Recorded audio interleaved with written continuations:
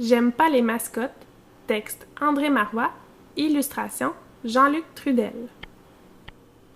Dimanche, je suis allée au stade avec mon père pour assister à un match de baseball. J'adore pas trop ce sport, mais Pat dit que plus je verrai de parties et plus je l'apprécierai. Moi, je savais surtout qu'il y aurait Georgette, la mascotte de notre équipe, pour divertir les enfants. J'aime pas les mascottes. Elles me terrorisent. Dès que j'en aperçois une, j'ai la chair de poule. Quand Georgette a fait son entrée sur le terrain, je me suis recroquevillée sur mon siège. C'est une grande mascotte avec un sourire stupide sur une tête énorme. Des poils longs et verts, des pieds en forme de palme. Elle levait en l'air ses mains à 3 doigts et les frappait en cadence pour que tout le monde l'imite. Mon père a rigolé. Il m'a poussé du coude et s'est mis lui aussi à taper dans ses mains. Il ne se rendait pas compte. Les gens l'ignorent, mais les mascottes abritent des créatures qui ne pensent qu'à nous croquer les mollets et tout le reste. C'est pour ça que Georgette me terrifiait. J'imaginais ce qui se cachait sous ses poils verts et son sourire forcé. Il y avait de quoi fuir le plus vite possible. Quand Georgette effectuait la roue pendant les arrêts de jeu, des dizaines d'atroces bactéries mangeuses d'enfants suivaient le mouvement dans son corps. Elle devait se croire dans des montagnes russes et bien s'amuser, en attendant de nous attaquer. La mascotte faisait semblant de rire, mais les bestioles ne plaisantaient pas. Elle n'était pas juste venue pour avoir la tête en bas, mais plutôt pour causer du dégât. Heureusement que j'étais là, car j'ai fixé Georgette droit dans les trous qui lui servent d'yeux. Les microbes qui se dissimulaient dedans ont compris qu'ils étaient démasqués. Inquiète, la grande chose verte a regardé ailleurs. Elle a encore sauté en l'air 2 fois, puis elle s'est éclipsée, l'air de rien. Le baseball, ça dure trop longtemps. Je finis toujours par m'assoupir. Je trouve ça compliqué aussi. Les adultes peuvent passer des heures à suivre la partie en mangeant des hot dogs. Pendant ce temps, leurs enfants s'ennuient. C'est pour ça que les organisateurs engagent des mascottes. Elles amusent les jeunes quand les joueurs se reposent entre 2 manches. Juste avant la reprise du jeu, la mascotte de l'équipe adverse est apparue. Un immense lapin orange avec un pantalon à bretelles, une casquette trop grande et des bras en mousse. J'ai frémi. Moi, je savais qu'il devait y avoir à l'intérieur un escadron de bactéries mangeuses d'enfants. Bien sûr, je ne pouvais pas les voir, mais ce lapin ressemblait quand même plus à un méchant gangster qu'à un gentil grignoteur de carottes. Cette nouvelle mascotte tournait sa tête dans tous les sens, comme si elle cherchait quelqu'un. Quand elle m'a repéré, j'ai compris que le chef des bactéries m'avait identifié. Je gênais la réalisation de leur infâme complot contre nous, les plus jeunes, et elle devait me neutraliser. Je me suis aussitôt réfugiée derrière le banc devant nous. C'est les mascottes qui te fait peur! S'est moqué mon père.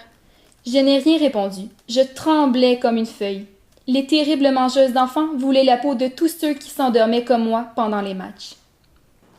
J'ai finalement relevé la tête un peu plus tard, lorsque j'ai entendu les hurlements de la foule. Les monstres avaient dû sortir de la mascotte orange. Mais non, les spectateurs se tenaient debout sur leur siège. Ils applaudissaient leurs frappeurs qui venaient de réussir un coup de circuit. La balle avait atterri à l'extérieur du stade. Les amateurs de baseball sont ainsi. Ils crient de joie quand ils perdent une balle. Le lapin courait dans les gradins à la recherche de quelques fans de l'équipe adverse. Le public le touchait, inconscient de la réalité. On ne se méfie jamais trop de ceux qui ont de grandes oreilles pointues. La mascotte a continué ses gesticulations stupides sans dire un mot. Vous savez pourquoi les mascottes ne parlent jamais? Parce que si on entendait leur voix stridente et sifflante, ça ferait fuir tout le monde. Imaginez le son atroce sortant dans la bouche d'une bactérie dévoreuse de chair fraîche et vous comprenez qu'il vaut mieux qu'elle se taise. Les spectateurs ont encore applaudi en cadence, car Georgette était revenue pour fêter avec eux. Leur équipe gagnait et ils étaient heureux. Pa a avalé son 4e hot dog et m'a payé une glace à la vanille. La mascotte à bretelles m'a observé avec gourmandise. Un petit garçon sucré, ça devait lui ouvrir l'appétit. Elle s'est rapprochée de notre coin. Je sentais son haleine insoutenable, pleine de bestioles malsaines. Quand mon père a examiné le tableau indicateur pour s'assurer du score, j'en ai profité pour laisser tomber mon cornet sur mon chandail. Puis j'ai fait un geste qui signifiait « Oups, je suis désolée, mais c'est pas si grave ». Juste à cet instant, Les joueurs ont repris la partie. Le lapin a dû s'éloigner avec Georgette. J'ai bien vu qu'ils étaient en furie et se faisaient d'étranges signes. Ils tramaient quelque chose. J'ai décidé de les suivre pour les surveiller. J'ai dit à mon père que j'allais aux toilettes pour me nettoyer. J'ai dévalé les marches en bois et j'ai couru jusqu'à la porte qui mène au vestiaire. Je devais à tout prix sauver les enfants spectateurs en danger. J'ai sorti mon billet et je l'ai montré au type de la sécurité avec mon plus beau sourire. Il m'a laissé passer. Dans une petite pièce, j'ai enfin surpris leur infâme manigance. Georgette croassait avec le lapin qui couinait de sa voix aiguë en direction d'une troisième mascotte en forme de hot-dog géant. Ils gesticulaient de manière inquiétante, sûrement en train de préparer leur pire coup.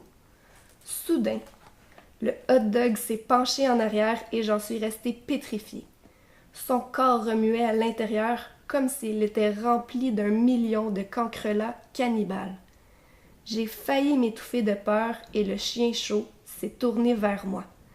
J'allais finir en saucisse, moi aussi. Les 3 mascottes se sont précipitées dans ma direction. J'ai détalé avec le hot-dog sur les talons. En arrivant dans le couloir, j'ai attrapé un verre en plastique qui traînait et je l'ai projeté dans sa figure. Le liquide a pénétré par la grille devant ses yeux. Ça a aussitôt refroidi l'ardeur des méchants microbes qui grouillaient dans son ventre. Tous les petits monstres sont allergiques aux boissons pétillantes, c'est bien connu. J'ai rejoint mon père en moins de 30 secondes et je me suis blottie contre lui. Il a entouré mes épaules avec son bras sans me regarder, car le compte était de 3 balles et 2 prises. Il m'a montré les buts remplis. Je ne comprenais pas trop, mais le stade entier semblait retenir son souffle. Le lanceur a pris son temps, puis il a envoyé une balle courbe. Le frappeur a mordu la poussière. Le receveur a attrapé le projectile.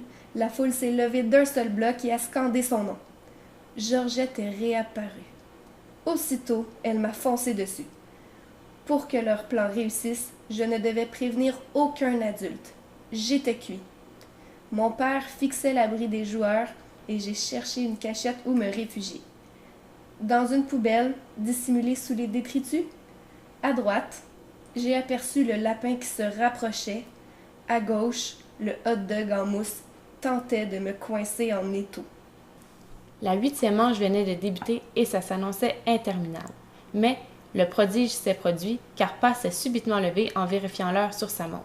« Oulala, il est tard et tu as de l'école demain. On va y aller pour éviter la cohue. » Ce n'est pas moi qui allais insister pour voir la fin du match. Du coin de l'œil, j'ai aperçu les mascottes qui essayaient de nous filer, mais elles ont dû retourner au stade pour leurs activités d'amuseuses pas drôles, genre taper dans leurs mains à 3 doigts, bien fait pour elles. On a vite marché jusqu'au métro et on a trouvé des places libres dans le premier wagon. Je me suis assis tellement soulagée. Aucune méchante mascotte ne nous suivrait jusqu'ici. J'étais sain et sauf. J'avais survécu au lapin carnivore, au hot-dog assassin et à la terrible Georgette. Une fois de plus, mon instinct anti-mascotte m'avait sauvé la vie.